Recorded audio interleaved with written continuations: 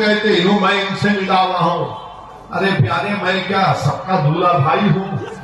क्या मैं सबका भाईजान हूं? कि हर कोई बोलता कि नहीं मेरे अजीज दो, अब तो बीजेपी के लिए कार्टून बनाया।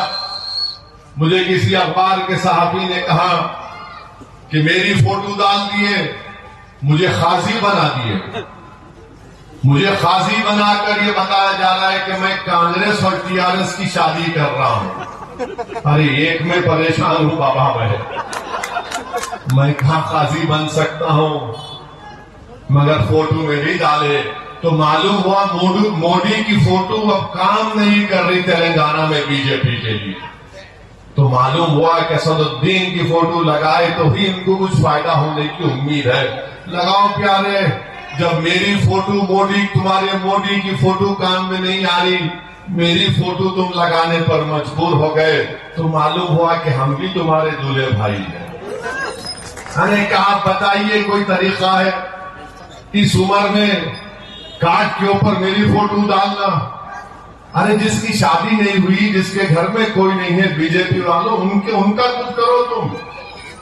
जिनके पास कोई भी नहीं है, आप हमारे पीछे पड़े हुए हैं। जिनके पास नहीं है उनको करो कुछ तुम। नहीं, मेरी फोटो लगा के वो असदुद्दीन ओवैसी खाजी है। बाबू, अगर हम खाजी बन जाएंगे ना, बहुत सख्त फैसले करना पड़ेगा।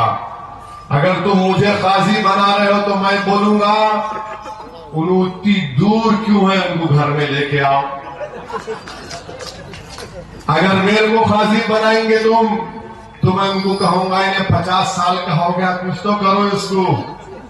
तो देखो, मुंह को मत लगो हमारे, तुम हमारी जबान का मुकाबला नहीं कर सकते।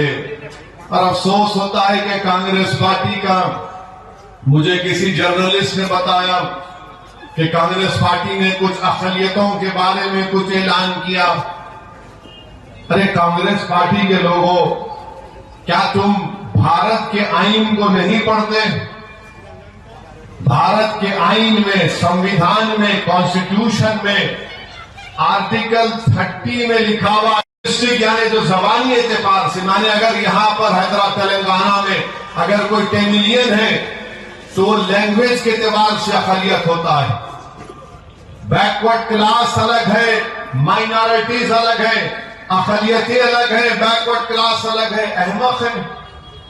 आर्टिकल 30 का जो भारत के आईन में फंडामेंटल राइट है, उससे आप महरूम कर रहे हैं और ऐलान कर दे रहे आप। इतनी बेसिक चीज आपको नहीं मालूम और बड़े बड़े बैठ के ऐलान कर रहे हैं। अरे भाई, ओबीसी अलग है, माइनॉरिटीज अलग है, आप लाकर उसको मिला दिए। अरे कैसे थम्सअप है ये लोग, माने आखिरी दर्जे के थम्सअप है ये लोग। इनको ये तक नहीं मालूम कि क्या माइनॉरिटीज है, क्या ओबीसी है, मगर लिख दिए। मगर लिखने से मालूम हुआ कि वो आर्टिकल 30 की मुखालिफत करने वाले हैं, वो फंडामेंटल राइट के मुखालिफत करने वाले हैं। और जो लोग तेलंगाना में आर्टिकल 30 के तहत माइनॉरिटी अक़लियती तालीम इदारे कायम किए गए, मैं उनसे कह रहा हूं कि अरे बिठाकर बड़ी बड़ी बिरयानी खिलाने से पहले देखो कांग्रेस तुम्हारी बर्बादी का सामान तैयार कर रही है।